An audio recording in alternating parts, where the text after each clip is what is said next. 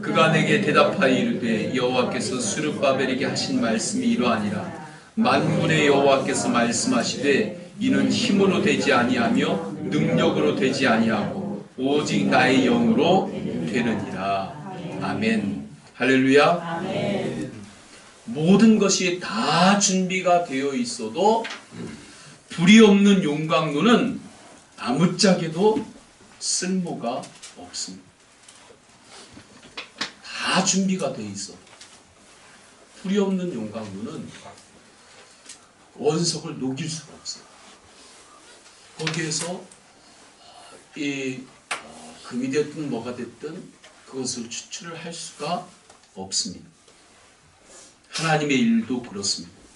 핵심은 성령의 기름 부음이 있어야 합니다.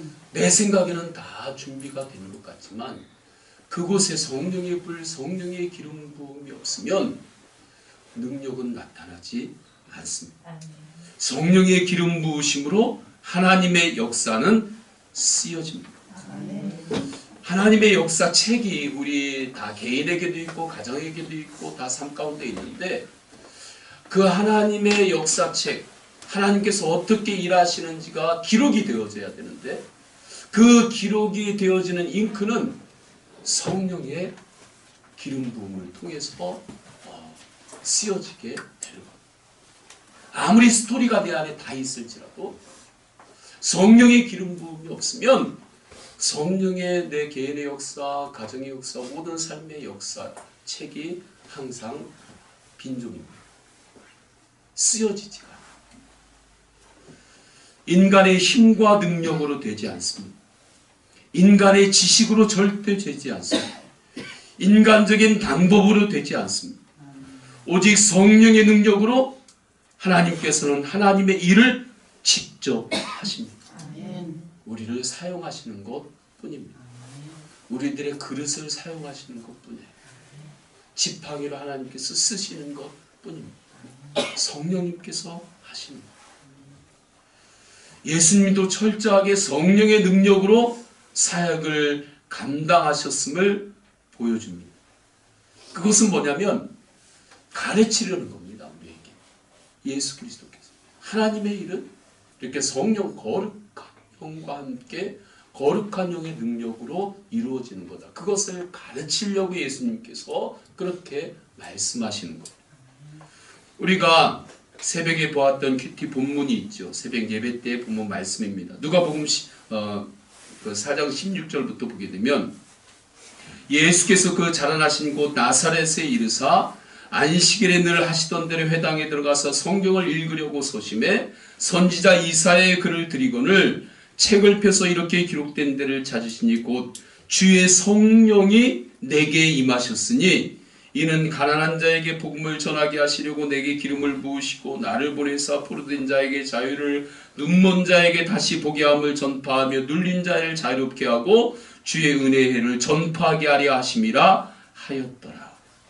그러니까 예수 그리스도의 복음 전파와 예수 그리스도의 모든 사역은 성령이 내게 임하셨습니다. 성령의 기름 부으심으로 이러한 모든 사역을 행한다고 선포하시는 거죠. 그러면 왜 누가는 누가복음에서 이 본문을 공생애가 시작되는 처음에 기록을 했을까? 왜 거기에 배치하고서 누가는 누가복음을 기록을 했을까? 누가를 통해서도 하나님은 예수 그리스도의 사역 전체가 성령 사역이었음을 보여주시려고 하는 겁니다. 그래서 누가복음 제일 뒷장에 보게 되면 24장 49절에 보면 대위임 명령이 있는데 위임하는 거예요. 제자들에게. 우리들에게 위임하는 거예요. 그러니까 하나님께서는 하나님의 일을 하는 방법 중에 하나가 위임을 통해서 또 하시기도 합니다. 그러니까 목회자가 하나님께서 하나님의 사명을 감당하라고 위임한 거죠. 거룩한 위임을 받아서 하나님의 사역을 감당하고 목회를 하는 거예요. 그래서 제자들에게 하시는 이 말씀을 대위임 명령이다. 그렇게 말씀합니다. 볼지어다 내가 내 아버지께서 약속하신 것을 너희에게 보내리니 너희는 위로부터 능력으로 입혀질 때까지 이 성에 머물라 하시니라. 제자들에게, 사도들에게 모든 민족으로 나가서 예수 그리스도의 복음을 증거하라 명령하셨습니다. 그런데 예수님은 그 일을 위해서 성령의 능력으로 옷 입기를 기다려라. 그러니까 네 옷 입고 가서 해서는 안 된다는 거예요. 네가 가지고 있는 옷, 네가 만든 옷, 세상에서 만들어준 옷, 그 옷 입고 가서 내 증인됨을 감당할 수 없어요. 옷을 입어야 되는데 이 세상에서 만들어준 옷이 아니라 성령의 옷, 하나님께서 주시는 거룩한 영으로 입혀주시는 성령의 옷을 입고서 내 증인이 되라. 그것을 기다려라. 사모하라. 기다리라고 할 때는 그냥 멍하니 기다리는 게 아니죠. 그냥 감 떨어지듯이 그냥 멍하니 기다리라는 게 아니라 사모하면서 기다리라. 이 뜻을 제자들이 알았기 때문에 오순절 다락방에서 간절히 사모하면서 기도하자. 불이 붙는 방법은 두 가지가 있어요. 가만히 있는데 불이 나한테 던져져 가지고 붙는 거 아니면 내가 불 있는 곳에 가야 되는 거. 내가 불 옆에 가야 되는 거죠. 근데 성경은 이 두 가지를 같이 이 제자들을 통해 가지고 하나님의 일을 펼쳐나가실 때 이 두 가지가 하나됨을 오순절 다락방에서 보여주십니다. 제자들 입장에서는 불 있는 곳에 막 다가가는 거예요. 불 속으로 기도하면서 막 간절히 사모하면서 불 쪽으로 다가가는 거고, 다가간다고 또 되는 게 아니거든요. 하나님께서 불을 주셔야 되는 거죠. 그게 은혜죠. 성령님께서 불로 오순절 다락방에 임재하셨고 기름을 부어주셨고, 그때 비로소 제자들이 그 성령 충만함, 그 하나님의 그 열정이 너무 뜨거우니까 문 열고 숨어 있다가 그 문을 열고 막 툭툭 막 튀어나가요. 마을로 유대 사마리아, 유대 예루살렘, 사마리아 땅끝까지 막 튀어나가죠. 그렇게 하나님의 일은, 하나님의 나라는 확장이 되었습니다. 우리가 말씀 가운데 하나님의 만지심을 경험합니다. 할렐루야. 어떤 때는 말씀을 읽다가 어느 순간에 아하, 이 말씀이 이러한 뜻이었구나 하고 마음에서 깨달아지는 때가 있어요. 자주 읽고 들었던 본문인데도 머리로만 알고 있다가 가슴으로 깨달아질 때가 있어요. 아하 하고. 평소에 아주 많이 들었고 잘 알고 있던 말씀이 온도가 항상 똑같았는데 어느 순간에는 그 말씀이 불이 돼가지고 말씀의 온도가 확 올라가는 거예요. 평소에는 그 말씀의 온도가 똑같아요. 그냥 뭐 20도면 20도, 37.5도면 뭐 37.5도. 말씀의 온도가 똑같은데 어느 순간에 말씀의 온도가, 내가 말씀을 읽을 때, 설교를 들을 때, 또 찬양을 할 때 말씀의 온도가 확 달라지게 다가올 때가 있어요. 그 말씀이 뜨거워지는 거예요. 그게 성령의 역사입니다.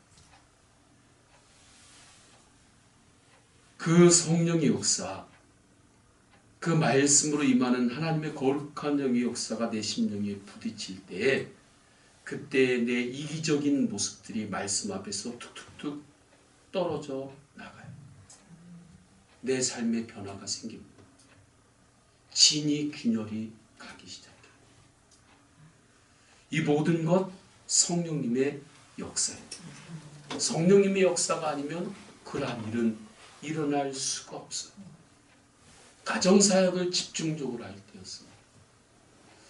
모든 게 또 가정사역이지만, 목회가 가정사역이 다 있지만, 특별히 아버지 학교, 어머니 학교, 부부 학교, 사춘기 학교, 데이트, 교실, 결혼 예비교실, 이러한 것들이 이제 계속 할 때였어요. 계속해서 열어가다 보면 겉으로는 다 괜찮은 것 같은 그러한 사회적인 자리도 있고 모양도 갖추며 살아가는 사람들이지만 가정만을 중심으로 깊이 들어가면서 나누다 보면 다 어려움이 있어요. 가정마다 어려움이 없는, 쓴뿌리가 없는 가정들이 한 가정도 없을 정도예요. 그런데 그 가정들의 문제들, 그런 것들은 1, 2년 된 게 아니에요. 다른 문제들은 며칠, 한 달, 그런 것인데, 이 가정은 1, 2년 된 게 아니라 어떤 경우는 10년, 어떤 경우는 평생, 30년, 60평생을 살았으면 50년, 60년. 또 많은 경우는 대를 넘어요, 대를. 대대로 이렇게 내려오는 그 가문 안에 있는 그 풀어야 되는 어떤 영적인 이 저주, 끊어야 되는 것들. 그러한 것들을 아주 제가 직면을 많이 했습니다. 직면을 했을 때 너무나 강하게 부딪혀오는 엄청난 벽이었어요. 너무 높았고 그 벽은 너무 두꺼웠어요. 도저히 인간적인 힘과 인간적인 재주로 몇 마디를 이야기하고 서로 삶을 나누고 이것으로 부서질 그런 정도가 아닌 그러한 진들이 있었습니다. 그러한 문제와 부딪힐 때마다 철저하게 깨닫는 것은 성령님이 만져주시지 않으면 이 진은 부서지지 않는다. 성령님이 역사하지 않으면 이 진은 부서지지 않는다. 그래서 기도하고 기도했고 특별히 중보기도팀에는 아주 기도를 강력하게 요청을 했었습니다. 강력하게 기도를 요청하고 집중적으로 기도해줘요. 이거 몇 주 만나가지고 이거 해결이 되겠냐. 수십 년 가지고 있는 이건데 몇 주 만나가지고 좀 얘기하고 밥 같이 먹고 그런다고 이게 되겠냐. 거기 근처에도 못 간다. 우리가. 중보기도팀에게 중보기도 부탁하고 저도 기도하고 리더들과 같이 또 씨름하고 기도하고 그렇게 하나님 앞에 나갈 때에 하나님은 두드리면 역사하세요. 할렐루야. 하나님의 특징이 이렇습니다. 성경에서도 그렇고 제가 사역하면서도 깨달은 게 이거. 하나님의 특징이에요. 하나님은 두드리면 역사하세요. 할렐루야. 계속 두드리면 하나님께서 역사하시는데 그때 성령님께서 강하게 역사할 때 각 조에서 승전보가 막 들려요. 그러니까 조장이 있고 각 조들이 이렇게 있는데 그러니까 승전보라고 저는 표현을 해요. 승전보들이 막 들려요. 아, 여기 지금 하나님 만지십니다. 하나님 앞에 무릎을 꿇습니다. 전혀 무릎을 꿇을 것 같지 않은 이 사람이 하나님 앞에 무릎을 꿇습니다. 승전보들이 막 들려요. 그 결박에서 멤버들이 막 풀리기 시작합니다. 이 밤에도 성령의 역사하심, 성령의 기름 부으심, 성령의 강한 터치를 사모하며 구체적인 기도 제목을 올려드리시기를 축원합니다. 아멘. 성령의 깊은 터치, 겉에만 터치하는 게 아니라 내 깊은 곳에 와가지고 그곳을 성령님께서 꽉 만지셔서 뜯어낼 것은 뜯어내시고 쓰다듬어 주실 것은 쓰다듬어 주시고 이 밤에 그런 역사가 일어납니다. 아멘. 우리가 성령의 능력을 사모하며 나갈 때 항상 조심해야 되는 것이 있어요. 사울을 보게 되면 사울이 처음에 하나님의 영으로 인해 가지고 예언도 막 하고 그래요. 그래서 이 사울왕이 선지자냐? 그렇게까지 이야기를 합니다. 사무엘서에 보게 되면 그런데 사울왕이 하나님과의 친밀함에서 점점 멀어져요. 교만이 올라온 거죠.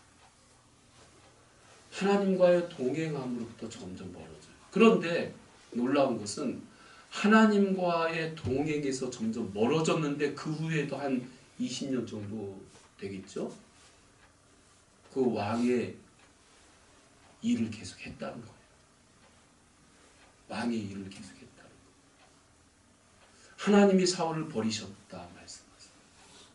하나님이 사울을 버리셨다 말씀하셨는데 그 이후에도 성경을 보면 몇 번 예언의 말을 해요. 사울이. 그러면서 이게 점점 희미해지면서 나중에는 사울이 아주 부끄럽게 죽게 되는 거죠. 우리가 성령의 기름 부음을 사모할 때 지속적으로 하나님과의 친밀함에서 나오는 그 신선한 기름 부음을 항상 사모하시기를 축원합니다. 그걸 항상 사모해요. 어떻게 보면 이 말씀은 제1차 대상이 저죠. 말씀을 준비하면서 이 말씀을 하나님께서 오늘 주실 때 1차로 받아야 되는 사람은 목사이다. 모양을 가지고 갈 수 있다는 거예요. 이건 목회자뿐만 아니라 우리 모든 성도들도 다 마찬가지죠. 그래서 계속해서 주님과의 동행 안에서 새롭게 계속해서 부어주시는 성령의 기름 부음, 성령의 은혜를 계속해서 사모하시기를 주님의 이름으로 축원합니다. 아멘. 우리가 살아갈 때 시대마다 우리의 삶의 정황마다 성령의 능력으로 나아가려고 하는 우리에게 걸림돌이 되는 것들이 자꾸 있어요. 부인할 수 없습니다. 때로는 사단이 될 수 있습니다. 때로는 우리의 연약한 마음이 될 수 있습니다. 때로는 예측하지 못한 상황일 수도 있습니다. 아니면 매일 똑같이 반복되는 일상일 수 있어요. 그래서 우리에게 성령의 능력으로 살아가고 성령 충만함으로 살아가야 되는 우리에게 있어서 몇 가지 중요한 신앙적인 자세가 필요합니다. 첫째는 주님을 위해서 내가 기꺼이 자발적인 바보가 되는 겁니다. 할렐루야. 우리 따라서 해볼까요? 주님을 위해서 기꺼이 자발적인 바보가 되겠습니다. 고린도전서 4장 10절에 이렇게 말씀해요. 우리는 그리스도 때문에 어리석구나. 한 화가가 그린 그림 중에서 바보 예수라고 하는 그림도 있어요. 하나님 앞에서는 너무 계산을 하면 안 됩니다. 할렐루야.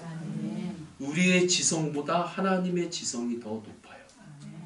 이사야서 55장 8절 9절에 이는 내 생각이 너희의 생각과 다르며 내 길은 너희의 길과 다름이니라. 여호와의 말씀이니라. 이는 하늘이 땅보다 높음같이 내 길은 너희의 길보다 높으며 내 생각은 너희의 생각보다 높음이니라.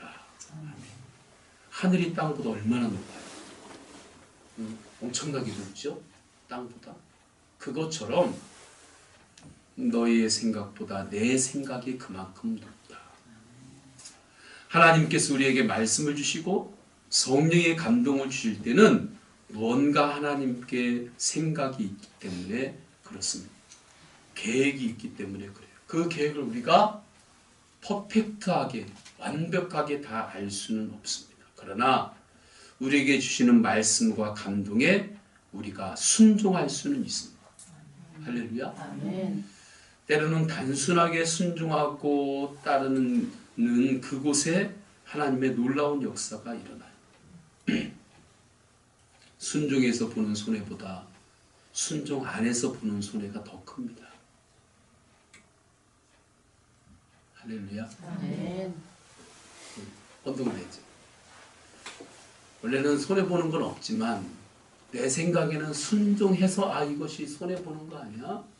그렇게 많은 성도들이 생각할 때가 있어요. 그런데 순종 안에서 보는 손해가 더 큰 거예요. 순종했을 때 그건 손해도 아니죠. 결국 이렇게 표현만 제가 한 거지.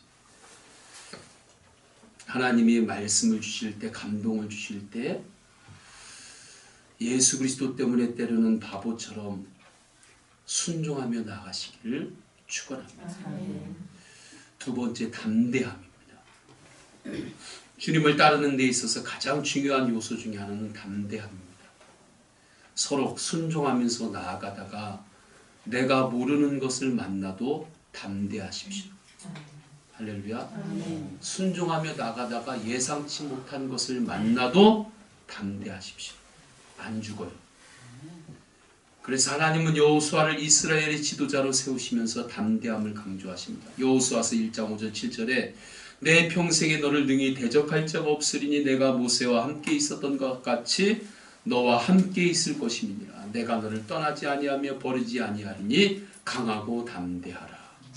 너는 내가 그들의 조상에게 맹세하여 그들에게 주리라 한 땅을 이 백성에게 차지하게 하리라. 오직 강하고 극히 담대하여, 오직 강하고 극히 담대하여, 오직하고 극히를 또 앞에 붙여서 또 말씀하세요. 나의 종 모세가 내게 명령한 그 율법을 다 지켜 행하고 오르나 자르나 치우치지 말라. 그리하면 어디로 가든지 형통하리니. 또 9절에 또 말씀합니다. 내가 네게 명령한 것이 아니냐. 강하고 담대하라. 두려워하지 말며 놀라지 말라. 내가 어디로 가든지 하나님 여호와가 너와 함께 하느니라 하십니다. 여호수아는 결코 심약한 사람이 아닙니다. 가나안 땅에 정탐꾼으로 들어가가지고 와가지고 보고하는 것을 보면 알 수 있어요. 10사람은 다 안 된다고 할 때 2사람 중에 하나, 여호수아 됩니다. 그렇게 저들은 하나님께서 우리에게 붙여주셨습니다 말하는 태도를 보면 여호수아가 심약한 사람이 아니에요. 가나안 땅에 이 이스라엘 백성과 함께 나아갈 때 블레셋인들과 전쟁하는 그의 모습을 보아도 역시 마찬가지예요. 그런데도 하나님은 또 가나안 땅에 들어가는 여호수아에게 강하고 담대하라, 강하고 담대하라 반복하시고 강조하십니다. 꼭 부모가 자식에게 잔소리하는 것처럼 한 소리 또 하고 한 소리 또 하고 잘 하고 있는데, 지금 여호수아가 나름대로 강하고 담대하게 잘 하고 있는데, 그런데 또 하나님은 야 강하고 담대, 강하고 담대, 강하고 담대 또 계속해서 반복해서 말씀하세요. 성령 안에서 담대하시기를 축원합니다. 떨고 있는 것이 있습니까? 내가 이미 어찌할 수 없는 지나간 실수로 인해서 주저하고 있는 것도 있습니까? 성령 안에서 그 모든 것을 다 내려놓고 주님만 바라며 담대함으로 시작하십시오. 담대함으로 나아가십시오. 마지막 셋째는 하나님의 평가만을 소중히 여겨야 합니다. 하나님의 사람들은 항상 제일 먼저 생각하는 것이 하나님을 기쁘게 하는 것. 이것을 항상 먼저 생각했습니다. 요한복음 5장 41절에 나는 사람에게서 영광을 취하지 아니하노라. 갈라디아서 1장 10절 이제 내가 사람들에게 좋게 하랴 하나님께 좋게 하랴 사람들에게 기쁨을 구하랴 내가 지금까지 사람들의 기쁨을 구하였다면 그리스도의 종이 아니니라. 데살로니가전서 2장 4절에 우리가 이와 같이 말하면 사람을 기쁘게 하려 함이 아니요 오직 우리 마음을 감찰하시는 하나님을 기쁘게 하려 함이라. 그러나 반면에 바리새인들은 달랐어요. 요한복음 5장 44절에 너희가 서로 영광을 취하고 유일하신 하나님께로부터 오는 영광은 구하지 아니하니 이걸 어떻게 하느냐. 반대였죠. 하나님만을 기쁘게 하려고 하는 그 삶, 초점이 분명한 사람은 결국에는 사람도 얻습니다. 할렐루야. 결국에는 사람도 얻어요.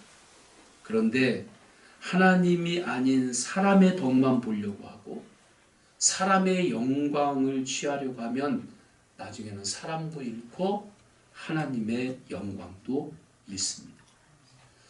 저는 요즘 이 시대가 정말 하나님의 역사가 필요한 때구나. 그것을 계속 생각을 합니다.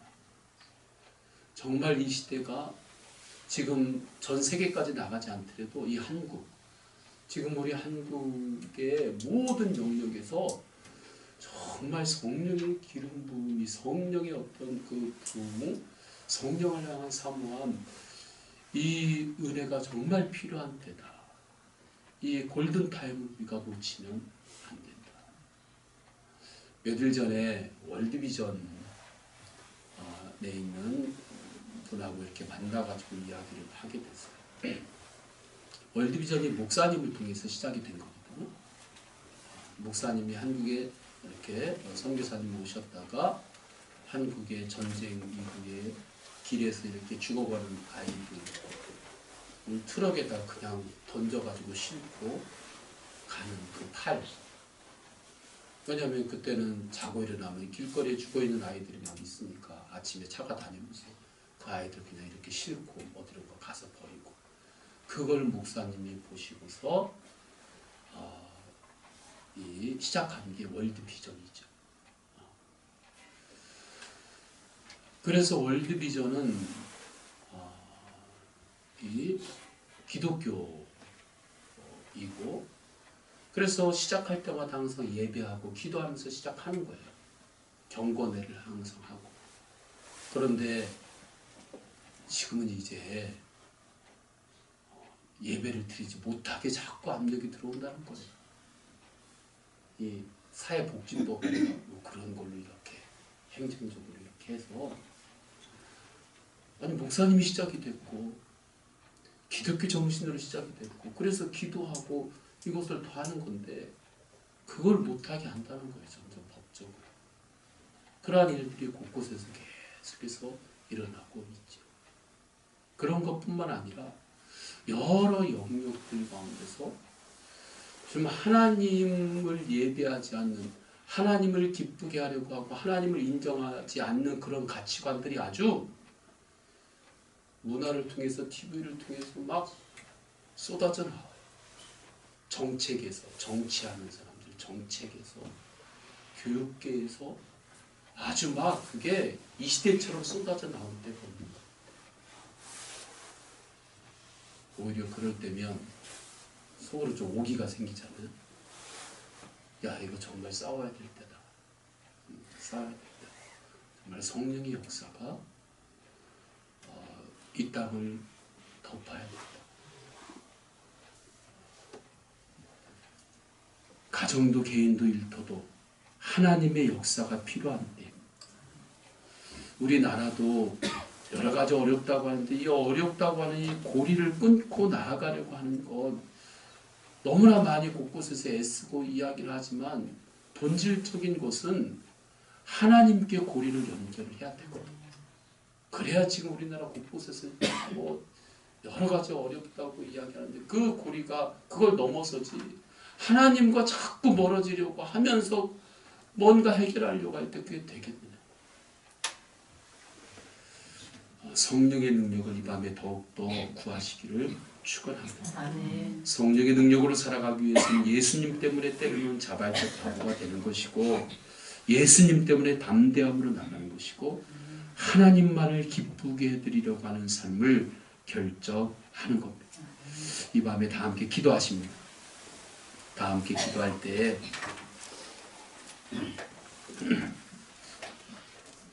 이 밤에 성령의 능력을 사모하면서 기도하십니다. 성령의 능력을 사모하면서 기도하시고, 특별히 말씀을 붙잡고 기도합니다. 구체적으로 하나님, 이 부분에, 이 기도 제목 가운데 성령의 능력으로 역사하여 주옵소서.